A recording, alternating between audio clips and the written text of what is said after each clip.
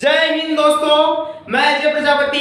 बेटा आज अपने चैनल पर एजेस जीएनए पर आपको नया टॉपिक पढ़ाने वाला हूं। और जो बेटा आज हम जो टॉपिक स्टार्ट करने जा रहे हैं वो है ह्यूमन टिश्यूज। ठीक है, अभी बेटा हम सेल पढ़ के आए हैं, आज जो पढ़ने वाले हैं वो है ह्यूमन टिश्यू। बेटा टिश्यू आप ऑलरेडी जानते हो, हम अभी सेल पढ़ के आए थे। बेटा कोई भी लिविंग ऑर्गेनिज्म वो सेल से मिलकर बना होता है। बहुत सारे सेल्स मिलकर बेटा टिश्यू बनाते हैं, ठीक है। और बहुत सारे टिश्यू मिलकर क्या बनाते हैं बेटा, एक ऑर्गन बनाते हैं, ठीक है। ऑर्गन के अंदर अलग अलग एक्टिविटीज होती है। बहुत सारे ऑर्गन मिलकर एक ऑर्गन सिस्टम बनाते हैं, ठीक है। जैसे बहुत सारे सिस्टम से मैं आपको एग्जांपल दे चुका हूं।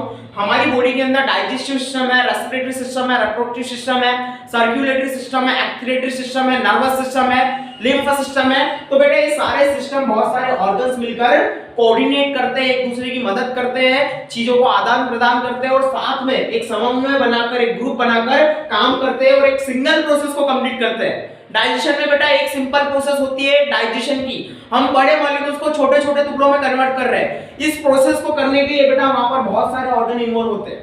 हमारा माउथ, एलिमेंट्री कैनाल, माउथ से लेकर एनस तक, उसके बाद जो glands, pancreas gland, liver, gall bladder, pancreas, ठीक है, स्टमक, छोटे इंटेस्टाइन, बड़े इंटेस्टाइन, ये सारे ऑर्गन्स मिलकर बेटा क्या करते हैं, एक सिस्टम बना रहे हैं, तब जाकर एक सिंपल सी प्रोसेस कंप्लीट हो रहा है, वो है डाइजेशन की। वैसे रिप्रोडक्टिव सिस्टम में भी होता है। रेस्पिरेटरी सिस्टम में हमारा माउथ इन्वॉल्व होता है, नोज इन्वॉल्व होती है, ट्रेकिया इन्वॉल्व होता है, लंग्स इन्वॉल्व होते हैं, ब्लड सर्कुलेटरी सिस्टम इन्वॉल्व होता है, हार्ट इन्वॉल्व होता है, तब जाकर हमको कहीं से ऑक्सीजन पहुंच पाती है हमारे सेल्स तक। तो एक सिस्टम बहुत सारे ऑर्गन से मिलकर बना होता है। सेल्स मिलकर टिश्यू बनाते हैं, टिश्यूज मिलकर ऑर्गन बनाते हैं, बहुत सारे ऑर्गन्स मिलकर बेटा ऑर्गन सिस्टम बनाते हैं। और जब ऐसे बहुत सारे सिस्टम किसी ऑर्गेनिज्म में होते हैं तो एक ऑर्गेनिज्म को फॉर्म करते हैं और एक ऑर्गेनिज्म बनता है, ठीक है। ये चीज क्लियर है, मैं आपको पहले भी बता चुका हूं, ठीक है। अब बेटा थोड़ा आगे बढ़ते हैं। जिस तरह मैंने बताया था बेटा, सेल का साइंटिफिक नेम क्या होता है, cyto. The study of cell क्या कहलाता है, साइटोलॉजी। हमारे बेटा जो साइंस है, साइंस की 3 ब्रांचेस है, बायो, केमिस्ट्री और फिजिक्स, ठीक है। तो जब हम बायो पढ़ते हैं तो बायो में भी सब ब्रांचेस होती है, जिसमें से अगर हम सेल की स्टडी करेंगे तो सेल की जो स्टडी करने वाली जो ब्रांच है उसको साइटोलॉजी बोलते हैं। और साइटोलॉजी बेटा अपने आप में ही बहुत बड़ी ब्रांच है साइंस की। जब हम हायर लेवल पे एमबीबीएस करेंगे या एमडीएमएस करते हैं तब हमको ये ब्रांचेस पढ़ने को मिलती है और उसके अंदर हम डिटेल में अंदर तक जाकर इन चीजों को पढ़ते हैं, ठीक है। समझ में आ रहा है बेटा। तो cytology is the branch of cell, ठीक है। अगर बेटा हम टिश्यू की स्टडी करेंगे तो टिश्यू के लिए भी एक अलग ब्रांच है साइंस में, और ये ब्रांच क्या कहलाती है बेटा, हिस्टोलॉजी, ठीक है बेटा। Histology is the branch to study tissues, ठीक है। अब टिश्यू क्या होते हैं बेटा, मैंने आपको सेल्स बताया था कि सेल्स हमारी बॉडी की किसी भी लिविंग ऑर्गेनिज्म की यूनिट होती है। बिना सेल के कोई भी लिविंग ऑर्गेनिज्म फॉर्म नहीं होता। अगर वहां सेल नहीं है कोई लिविंग ऑर्गेनिज्म नहीं कहलाएगा। पत्थरों के अंदर कोई सेल नहीं होते बेटा, ठीक है। चट्टानों के अंदर कोई सेल नहीं होते, ठीक है। हम लिविंग ऑर्गेनिज्म है, हम प्लांट्स हैं, माइक्रो ऑर्गेनिज्म जो होते हैं, ये इनकी बॉडी या तो एक सेल से मिलकर बनी होती है, कई सारे सेल से मिलकर बनी होती है। मतलब रिक्वायरमेंट जो मस्ट है वो है सेल। बिना सेल के कोई लिविंग ऑर्गेनिज्म परफॉर्म नहीं होता। और किसी लिविंग ऑर्गेनिज्म में जब तक मेटाबॉलिज्म नहीं होगा तब तक वो कोई भी एक्टिविटीज नहीं कर पाएगा, ठीक है। तो सेल्स जो होते हैं बेटा, तो आज हम जो पढ़ने जा रहे हैं वो है टिश्यू। हमारा मेन जो फोकस रहेगा इस टिश्यू पर रहेगा। आज हम human all the types of tissue पढ़ने वाले हैं ह्यूमंस के अंदर, है ना। तो कौन कौन से हो गया हम ये सारे देखेंगे। तो सबसे पहले जान लो बेटा टिश्यूज क्या होता है। बेटा देखो, बहुत सारे सेल्स होते हैं, बहुत सारे सिमिलर टाइप के सेल्स, बहुत सारे सिमिलर टाइप्स के सेल्स जिनकी साइज शेप एक जैसी होगी, जिनका ओरिजिन सेम होगा, ठीक है, जिनका ओरिजिन भी सेम है, जो सिमिलर साइज के भी है, और ये एक स्पेशल फंक्शन परफॉर्म करते हैं। यूं नहीं कि कोई भी काम कर लिया, मतलब झाड़ू भी मार ली, पोछा भी मार लिया, घर में खाना भी बना लिया, सारे काम ये एक स्पेसिफिक काम करेंगे बेटा। They are special, special forces होती है, उसी प्रकार ये स्पेसिफिक काम करते हैं। बॉडी में अलग अलग जगह अलग अलग स्पेशल काम होता है बेटा। किडनी का काम होता है फिल्ट्रेशन, लीवर का काम होता है कुछ प्रोटीन्स का बनाने का, डाइजेस्टिव सिस्टम में डाइजेशन ही होगा, ठीक है। स्टमक के अंदर गैस्ट्रिक जूस होता है, वही रिलीज होता है, ठीक है। किडनीज के अंदर फिल्ट्रेशन होगा तो फिल्ट्रेशन ही होगा। ब्रेन का काम क्या होता है, इंपल्स को लेना और डिसीजन देना, उनका काम यही होगा। उसी प्रकार जो टिश्यू होते हैं स्पेशल फंक्शन परफॉर्म करते हैं। ठीक है बेटा, तो ये क्या होता है बेटा, सिमिलर इन साइज और अपीयरेंस।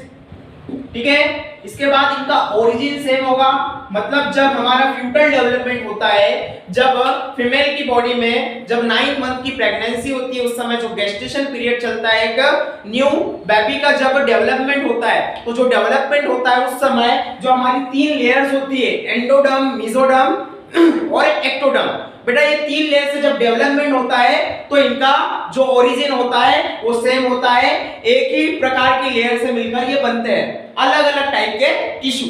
ठीक है, तो ओरिजिन सेम होता है बेटा इनका। अगर बात की जाए तो दे परफॉर्मिंग अ स्पेशल फंक्शन, मतलब ये सारे काम नहीं करते, एक स्पेशल काम करते हैं, स्पेशल फंक्शन परफॉर्म करते हैं। ठीक है, किडनी के सेल का काम क्या है, फिल्ट्रेशन, तो फिल्ट्रेशन करेगा। स्टमक के अंदर डाइजेशन होता है तो डाइजेशन करेगा। म्यूकस सेल का काम होता है म्यूकस रिलीज करने का, तो म्यूकस रिलीज करेगा। जो हमारे माउथ के अंदर बेटा टीथ का काम क्या होता है, टीथ का काम चर्निंग होता है, ग्राइंडिंग होता है, तो वही करेगा। तो यहाँ पर जो अलग अलग प्रकार के टिश्यू होते हैं उनका एक स्पेशल काम होता है, वो सारे काम नहीं करते, एक स्पेशल काम करते हैं। तो दोस cells which are similar in size, origin same होगा और एक स्पेशल फंक्शन परफॉर्म करेंगे, ये हमारे टिश्यू कहलाएंगे।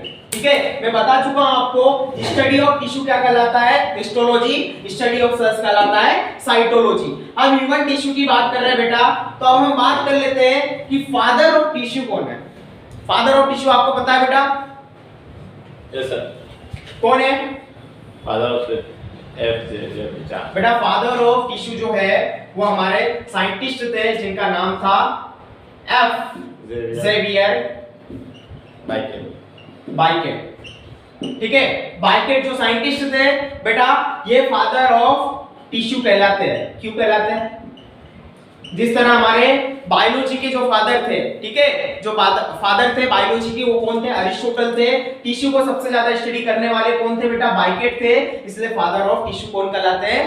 बाइकेट। इन्होंने सबसे पहले एनिमल सेल्स के अंदर टिश्यू की स्टडी करी, बताया कि हमारे जो सेल्स होते हैं ये ग्रुप बनाते हैं जो सिमिलर होते हैं और एक स्पेशल काम परफॉर्म करते हैं। तो ये एनिमल्स जो होते हैं इन्होंने एनिमल्स के अंदर स्टडी करी। ठीक है, बाइकेट, ठीक है, सबसे ज्यादा योगदान इनका रहा। इसके साथ ही एक साइंटिस्ट और आए जिनका नाम था एंड्रयू। इन्होंने स्टडी कहाँ में करी बेटा? इन्होंने सेम समय में प्लांट्स के ऊपर स्टडी करी और बताया कि बहुत सारे सेल्स मिलकर टिश्यू बनाते हैं और टिश्यूज से मिलकर ही प्लांट की बॉडी बनी होती है। अलग अलग ऑर्गेनिज्म में अलग अलग ऑर्गेनाइजेशन होता है बेटा। ठीक है, तो यहाँ पर जो ऑर्गेनाइजेशन होता है, यहाँ टिश्यू लेवल ऑर्गेनाइजेशन होता है और इसकी स्टडी एंड्रयू ने करी। ठीक है बेटा, अगर बात की जाए हिस्टोलॉजी जो टर्म थी, अलग अलग साइंटिस्ट ने अलग अलग चीजें की हैं। हिस्टोलॉजी टर्म जो नाम दिया है वो साइंटिस्ट थे बेटा मेयर। ये इंपॉर्टेंट क्वेश्चन नीट में पूछा जाता है कि मेयर ने हिस्टोलॉजी टर्म दी थी, स्टडी ऑफ टिश्यू हिस्टोलॉजी। ठीक है, फादर ऑफ टिश्यू बाइकेट और प्लांट्स के रिस्पेक्ट में अगर किसी ने स्टडी करी थी वो थे एंड्रयू। तो बेटा हम आगे बढ़ते हैं।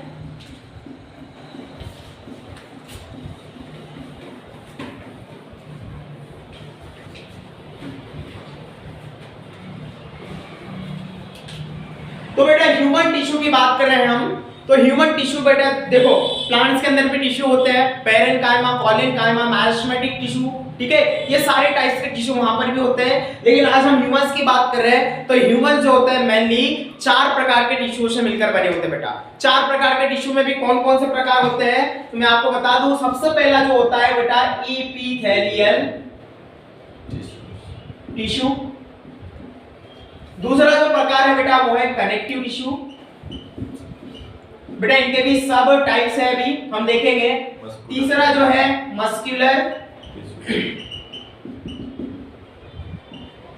चौथा जो है बेटा नर्वस टिश्यू। बेटा इनका अलग अलग काम होता है हमारी बॉडी में, अलग अलग जगह पे। हमारी पूरी बॉडी जो है बेटा अलग अलग प्रकार के टिश्यू से मिलकर बनी है। जैसे मैंने आपको बताया था कि जो सेल्स होते हैं, सेल्स बेटा हमारी बॉडी में 200 अलग अलग प्रकार के सेल्स हैं। ये सेल्स इकट्ठा होते हैं कुछ सिमिलर टाइप के और एक स्पेशल फंक्शन परफॉर्म करते हैं। किडनी के अंदर बेटा फिल्ट्रेशन होता है तो वहां पर नेफ्रॉन्स प्रेजेंट होते हैं जो कई प्रकार के सेल्स से मिलकर बने होते हैं। तो वहां पर जो टिश्यू होते हैं, लीवर के अंदर जो टिश्यू होते हैं, ग्लैंड्स के अंदर जो टिश्यू होते हैं बेटा, ये सारे यही वाले टिश्यू होते हैं, एपिथेलियल टिश्यू। बेटा एपिथेलियल टिश्यू की बात करें तो एपिथेलियल टिश्यू हमारी बॉडी की सारी कवरिंग्स बनाते हैं, चाहे वो इंटरनल हो चाहे एक्सटर्नल हो। हमारी बॉडी की एक्सटर्नल कवरिंग अगर जो टिश्यू बना रहा है, स्किन जो हमारी एक्सटर्नल कवरिंग है बेटा, वो कौन बना रहा है? Epithelial tissue. अगर हम बात करें हमारी एलिमेंट्री कैनाल, जो जितने सारे ऑर्गेनल्स है या फिर हमारी ब्लड वेसल्स हो, लिम्फ वेसल्स हो या फिर कोई भी बॉडी का पार्ट हो, इसकी आउटर कवरिंग हो या इनर कवरिंग हो, ये एपिथेलियल सेल्स बनाते हैं। ठीक है, अभी हम सब टाइप देखेंगे। यहाँ पर स्क्वैमस एपिथेलियम होता है, क्यूबॉइडल एपिथेलियम होता है, कॉलमनार एपिथेलियम होता है, फिर इसमें सब टाइप्स है, सिलिएटेड क्यूबॉइडल एपिथेलियम होता है, सिलिएटेड कॉलमनार एपिथेलियम होता है, इसके बाद सिलिएटेड स्यूडो स्ट्रैटिफाइड एपिथेलियम होता है, इसके बाद ग्लैंडुलर एपिथेलियम होता है जो ग्लैंड्स को बनाते हैं। तो एपिथेलियल टिश्यू के भी अलग-अलग टाइप्स होते हैं। कनेक्टिव टिश्यू की बात करें बेटा, तो कनेक्टिव टिश्यू क्या होता है? कनेक्टिव टिश्यू जो अटैचमेंट में हेल्प करते हैं, प्रोटेक्शन में हेल्प करते हैं, कुछ फैट का स्टोरेज में हेल्प करते हैं, ठीक है, और ट्रांसपोर्टेशन में हेल्प करते हैं। तो कनेक्टिव टिश्यू होते हैं जो कनेक्ट करते हैं एक पार्ट को दूसरे पार्ट तक। स्केलेटल सिस्टम बेटा एग्जांपल है, हमारी बॉडी को पूरा कनेक्ट किया हुआ है। Blood vessels are the example of connective tissue. हमारी बॉडी के अंदर सारे एक नेटवर्क के रूप में प्रेजेंट होती है जो बॉडी में हमारी फूड की रिक्वायरमेंट, ऑक्सीजन की रिक्वायरमेंट, सारी रिक्वायरमेंट को पूरी करता है कनेक्टिव टिश्यू।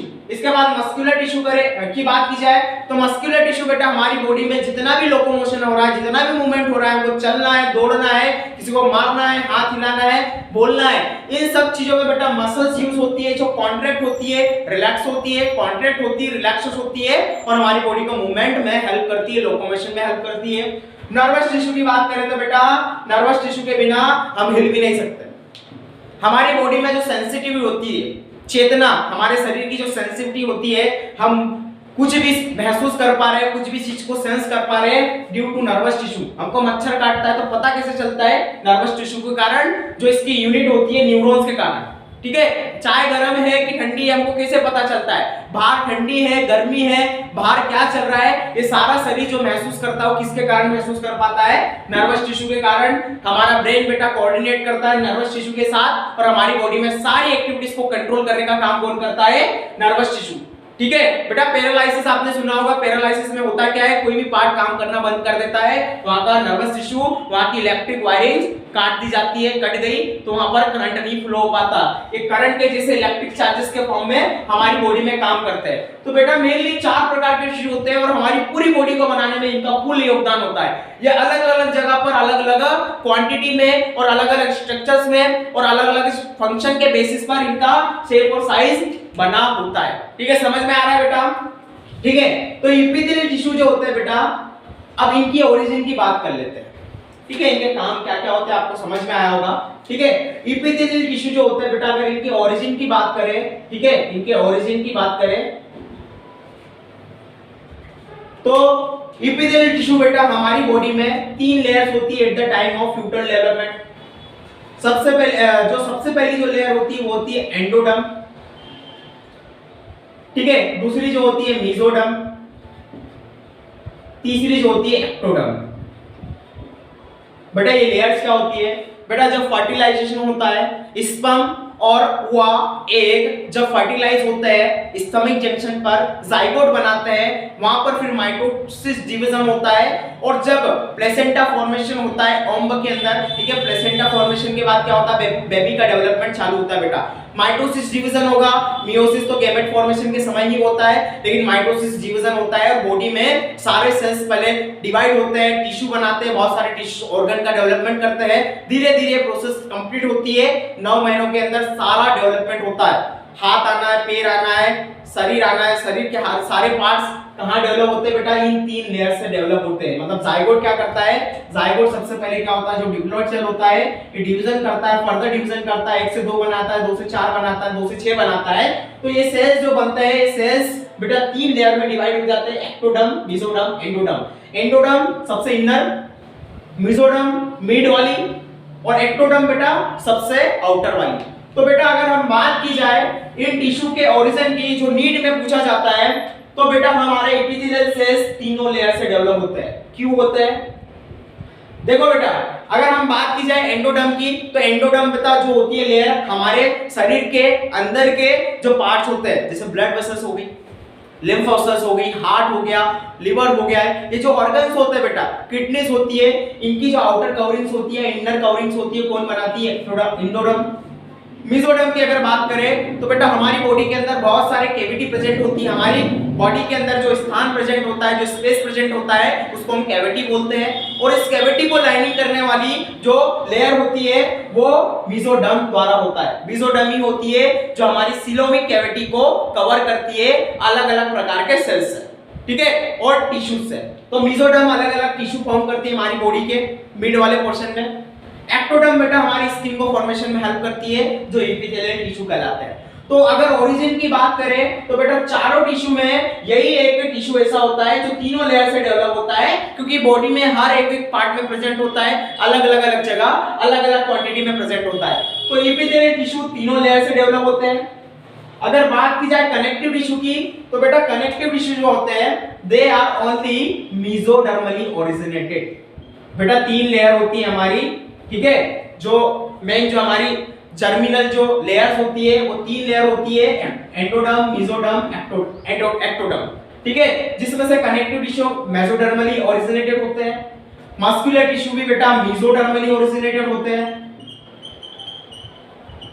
ठीक है। अगर बात की जाए नर्वस टिश्यू की, तो बेटा नर्वस टिश्यू अब जो लास्ट लेयर बचती है वो है हमारी एक्टोडर्म। तो दे आर एक्टोडर्मली ओरिजिनेटेड। समझ में आ रहा है बेटा? तो this is the origin of different types of tissue in humans. बेटा चार प्रकार के टिश्यू है, एपिथेलियल, कनेक्टिव, मस्कुलर और नर्वस टिश्यू, ठीक है। बेटा अभी हम बात करेंगे कनेक्टिव टिश्यू दो प्रकार के होते हैं बेटा, मस्कुलर टिश्यू और स्केलेटल सिस्टम। स्केलेटल टिश्यू भी होते हैं। स्केलेटल सिस्टम जो हमारी बॉडी है, हमारी बॉडी को जो सपोर्ट की है, जो उसने एक प्रोटेक्टिव फ्रेम बना के रखी है, जो हमको प्रोटेक्ट करती है, क्योंकि हमारी बॉडी के अंदर बहुत सारे डेलिकेट ऑर्गन है, नाजुक ऑर्गन है, हृदय है, लीवर है, किडनी है, बहुत नाजुक होती है। इनको प्रोटेक्ट करने के लिए हमारी बॉडी में एक ढांचा है, एक स्केलेटल सिस्टम है, एक स्केलेटन होता है, ठीक है। तो स्केलेटन जो हार्ड होता है ये बना कैसे होता है बेटा? हमारे कनेक्टिव टिश्यू से, ठीक है। इसके अलावा स्केलेटल सिस्टम के अंदर कार्टिलेज आता है, कार्टिलेज भी हमारी बॉडी को प्रोटेक्ट करता है। कान जो होता है इसमें कोई हड्डी नहीं होती, कार्टिलेज से बना होता है। नाक जो उसके ऊपर के पोर्शन में आपने देखा होगा, ये जो नाक का पोर्शन होता है यहाँ पर कोई हड्डी नहीं होती, इसको स्टेबल रखने के लिए और एक इतना प्रोटेक्टिव बनाने के लिए क्या होती है? कार्टिलेज प्रेजेंट होती है। हमारी रिब्स को स्टर्नम से जोड़ने के लिए बेटा कार्टिलेज टिश्यू होते हैं जो अलग अलग रिब्स को जॉइंट में हेल्प करते हैं। इसके बाद टेंडन, लिगामेंट, ये जो होते हैं स्ट्रक्चर्स, ये कार्टिलेज जैसे स्ट्रक्चर होते हैं जो हमारी बॉडी को बनाते हैं। मस्कुलर टिश्यू की बात करें तो बेटा हमारी बॉडी में 600 से 700 प्रकार की मसल्स होती है, ठीक है, ठीक है। तो ये मसल्स बेटा मेसोडर्मली ओरिजिनेटेड होती है और मसल्स का काम होता है लोकोमोशन एंड मूवमेंट का, ठीक है। तो अगर इनके बात करें बेटा फंक्शन की, तो एपिथेलियल टिश्यू बेटा कहां का किस चीज में हेल्प करते हैं? एपिथेलियल टिश्यू हमारे एब्जॉर्प्शन में, जब डाइजेशन होता है हम क्या करते हैं बेटा? कॉम्प्लेक्स जो मटेरियल होते हैं, कार्बोहाइड्रेट जो होते हैं, बहुत बड़े मॉलिक्यूल्स होते हैं, ठीक है,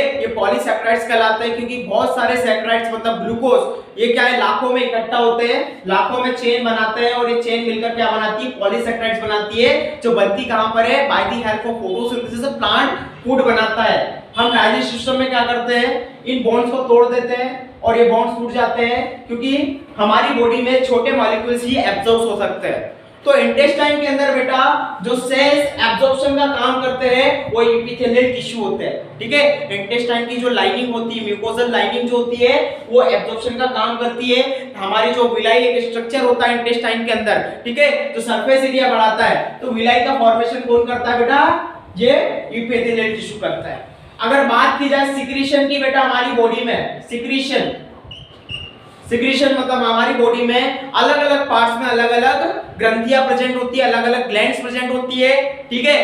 गॉबलेट सेल्स, आपको बताओ गॉबलेट जो ग्रंथि होती है, गॉबलेट जो ग्लैंड होती है, ये सिंगल सेलुलर होती है, ठीक है, और क्या करती है बेटा? म्यूकस को रिलीज करती है। म्यूकस एक चिपचिपा पदार्थ होता है, म्यूसिलेशनल भी हम इसको बोलते हैं, जो हमारी बॉडी में ल्यूब्रिकेशन का काम करता है। कोई चीज जल्दी से पास हो जाए, ठीक है, आसानी से पास हो जाए, उसके लिए हमारी बॉडी में सिक्रीट होता है गॉबलेट सेल्स द्वारा या म्यूकस ग्लैंड द्वारा म्यूकस। तो सिक्रीशन बेटा अलग अलग ग्लैंड से अलग अलग होता है। हमारी बॉडी के अंदर डाइजेस्टिव जो ग्लैंड्स होती है, सलाइवरी ग्लैंड जो हमारा सलाइवा होता है, जो हमारा थूक होता है बेबी, ये भी क्या है, एक जूस है जो सिक्रीट होता है जिसमें सलाइवरी अमाइलेज होता है, बहुत सारे एंजाइम्स और भी होते हैं और 90% इसमें वाटर होता है। तो ये जूस होता है जो सिक्रीट किसके द्वारा किया जाता है, अलग अलग प्रकार की ग्लैंड से। हमारी बॉडी के अंदर इसी प्रकार मेमोरी ग्लैंड है, पैनक्रियास ग्लैंड है, लिवर है, ठीक है, बाइल जूस वहां से निकलता है, ठीक है। इसके बाद गैस्ट्रिक ग्लैंड जो होती है स्टमक में, इंटेस्टाइन के अंदर इंटेस्टाइनल ग्लैंड्स होती है, ठीक है। हमारे जो मेन हमारा जो ब्रेन है उसके अंदर जो ग्लैंड है वो कौन सी, हाइपोथैलेमस, पिट्यूटरी, गले में बेटा थायराइड ग्लैंड, फिर थाइमस, एड्रिनल ग्लैंड, गोनेड्स, जो ओरी और टेस्टिस होते हैं, ये भी हमारी बॉडी में ग्लैंड्स होती है और एक ग्लैंड्स अपना अलग अलग सिक्रीशन करती है। तो ये एपिथेलियल सेल्स वहां प्रेजेंट होते हैं और एपिथेलियल सेल्स ही मॉडिफाई होकर ग्लैंड्स बनाते हैं और सिक्रीशन करते हैं। तो इनका एक और काम है सिक्रीशन। इसके बाद बेटा ये रिप्रोडक्शन में भी हेल्प करते हैं। अब रिप्रोडक्शन में कैसे हेल्प करते हैं, रिप्रोडक्शन में बात की जाए तो हमारे गोनेड जो होते हैं, गोनेड्स मतलब टेस्टिस इन मेल्स और ओरी इन फीमेल्स। तो ओरी जो होती है वहां पर जो फॉलिकल्स होते हैं, वहां की जो लाइनिंग होती है वो बनाते कौन है, एपिथेलियल सेल्स। तो भाई ओरी में जो एग फॉर्मेशन की प्रोसेस होती है, एग किससे डेवलप होता है, इन एपिथेलियल टिश्यू से ही बनता है। क्या हमारा क्या बनेगा बेटा, रिप्रोडक्टिव सिस्टम में ओरी हमारे जो सेल्स बनते हैं, एग जो बनता है वो एपिथेलियल सेल्स से बनते हैं। अगर बात की जाए बेटा मेल में, तो मेल में जो स्पर्मेटोजेनेसिस होती है, सेमिनिफेरस ट्यूबुल से ही जो सेल्स वहां पर प्रेजेंट होते हैं, है ना, सेमिनिफेरस जो सेल्स प्रेजेंट होते हैं वही डेवलप होते हैं स्पर्म में, स्पर्मेटोजोआ में। तो स्पर्मेटोजोआ आया कहां से बेटा, स्पर्मेटोजोआ आता कहां से, ये एपिथेलियल सेल्स ही होते हैं, ठीक है, जो वहां पर प्रेजेंट होते हैं, क्यूबॉइडल होता है, कॉलमनार होते हैं, अलग अलग स्ट्रक्चर्स होते हैं, ठीक है। तो रिप्रोडक्शन में भी हेल्प कर रहा है बेटा एपिथेलियल टिश्यू, ठीक है। इसके बाद बेटा अगर बात की जाए तो ये एक्सक्रीशन में भी हेल्प करता है। एक्सक्रीशन में मतलब बेटा हमारी बॉडी से जो वेस्ट मटेरियल हमारी बॉडी से हम बाहर कर देते हैं, ठीक है, हमारी जो किडनीज होती है फिल्ट्रेशन का काम करती है, फिल्ट्रेशन के साथ साथ में जो नेफ्रॉन्स वहां की यूनिट होती है, किडनी के अंदर जो यूनिट होती है जो फिल्ट्रेशन का काम करती है वो नेफ्रॉन्स होते हैं। और नेफ्रॉन्स को बनाने के लिए, नेफ्रॉन्स इस तरीके के स्ट्रक्चर होते हैं, नेफ्रॉन्स को बनाने के लिए जो ट्यूब्स होती है, जो ग्लोमेरुलस होता है, जो बॉमेस कैप्सूल होता है, इनकी लाइनिंग कौन करता है बेटा, ये सेल्स जो होते हैं इस ट्यूब में, ये एपिथेलियल सेल्स होते हैं। तो ये हमारे एक्सक्रीशन में मदद करती है, ठीक है बेटा। ये अलग अलग काम है। इसके अलावा जो हमारी स्किन होती है, स्किन भी काय की बनी होती है बेटा, एपिथेलियल टिश्यू की। हमारी बॉडी को प्रोटेक्शन का काम कौन कर रही है, स्किन कर रही है। इसके अलावा बेटा बहुत सारे और भी फंक्शन है जो हमारी एपिथेलियल सेल्स काम करने का काम, एपिथेलियल सेल्स क्या करती है, हमको हेल्प करती है। तो ये बेटा ये काम हो गया हमारे एपिथेलियल टिश्यू की। अगर बात करें कनेक्टिव टिश्यू की बेटा, तो कनेक्टिव टिश्यू किन चीजों में हेल्प करते हैं, कनेक्टिव टिश्यू हमारी बॉडी के अंदर अटैचमेंट, अलग अलग ऑर्गन्स को जोड़े रखने में, हमारी बॉडी को जोड़े रखने में। ब्लड वेसल्स की बात करें तो ब्लड वेसल्स हमारी बॉडी को पूरा एक जाल के रूप में, लिम्फ सिस्टम हमारी बॉडी को एक जाल के रूप में अटैचमेंट करती है, अटैच करती है, ये सपोर्ट करती है एपिथेलियल टिश्यू को, ठीक है। इसके अलावा काय में हेल्प करती है बेटा, इसके अलावा बेटा ट्रांसपोर्टेशन में भी हेल्प करती है, ठीक है। ये सारे काम कौन करता है बेटा, कनेक्टिव टिश्यू करता है। इसके बाद अगर बात की जाए तो ये हमको प्रोटेक्ट भी करते हैं, क्योंकि ब्लड सेल्स बेटा काय में हेल्प करते हैं, हमको हमारी बॉडी को प्रतिरोधक क्षमता प्रोवाइड करते हैं, इम्यूनिटी प्रोवाइड करते हैं। इम्यून सिस्टम भी इनसे चीजों से मिलकर बना होता है, ठीक है। अगर बात की जाए बेटा मस्कुलर टिश्यू की, तो मस्कुलर टिश्यू बेटा किन चीजों में हेल्प करते हैं, हमारी बॉडी में जो लोकोमोशन हो रहा है, एक जगह से दूसरी जगह जाना है या फिर मूवमेंट करना है बॉडी के पार्ट्स का, तो मूवमेंट और लोकोमोशन में कौन हेल्प करता है बेटा, हमारे मस्कुलर टिश्यू हेल्प करते हैं। नर्वस टिश्यू बेटा काय में हेल्प करता है, तो नर्वस टिश्यू हेल्प करता है बेटा सेंसिटिविटी, हमारी बॉडी में सेंसिटिविटी को कौन महसूस करवाता है, सेंसिटिविटी प्रोवाइड कौन कराता है, नर्वस टिश्यू। हमारी बॉडी के अंदर कंट्रोल एंड कोऑर्डिनेशन,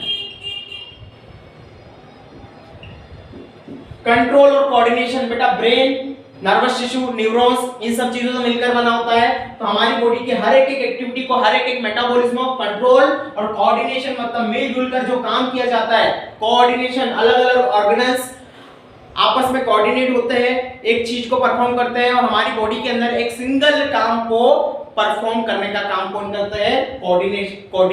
कोऑर्डिनेशन के बाद एक सिंगल प्रोसेस कंप्लीट होती है। डाइजेशन सिस्टम में डाइजेशन कंप्लीट होता है, रेस्पिरेटरी सिस्टम में रेस्पिरेशन होता है, जहां पर क्या होता है बेटा, ऑक्सीजन आती है लंग्स से, हार्ट से जाती है सेल्स के अंदर, ऑक्सीजन गई, ग्लूकोज इंटेस्टाइन से ब्लड के थ्रू सेल्स में गया, वहां ऑक्सीडेशन होगा और एनर्जी रिलीज होती है जिसकी हमको जरूरत थी हमारे शरीर के अंदर। तो बेटा आशा करता हूं आपको ये सारी चीजें समझ में आई होगी। ये नीट के पॉइंट ऑफ व्यू से बहुत ही इंपॉर्टेंट है, कौन सी लेयर से कौन से टिश्यू डेवलप होते हैं, इनका क्या क्या काम होता है, और ये क्वेश्चन पूछा जाता है बेटा कौन सी टिश्यू होता है जो तीनों लेयर से डेवलप होता है, इनका ओरिजिन बताओ। फादर ऑफ टिश्यू कौन है, हिस्टोलॉजी क्या है, हिस्टोलॉजी टर्म किसने दी, ये सारे क्वेश्चन पूछे जाते हैं। तो ये हमारा एक इंट्रोडक्शन था ह्यूमन टिश्यूज का। अब इसके आगे हम बेटा सेपरेटली मेरे अगले वीडियो में आपको बताऊंगा कि एपिथेलियल टिश्यू क्या है, कनेक्टिव टिश्यू क्या है, मस्कुलर टिश्यू क्या है और नर्वस टिश्यू क्या है। तो थैंक यू, फिर मिलते हैं। ओके।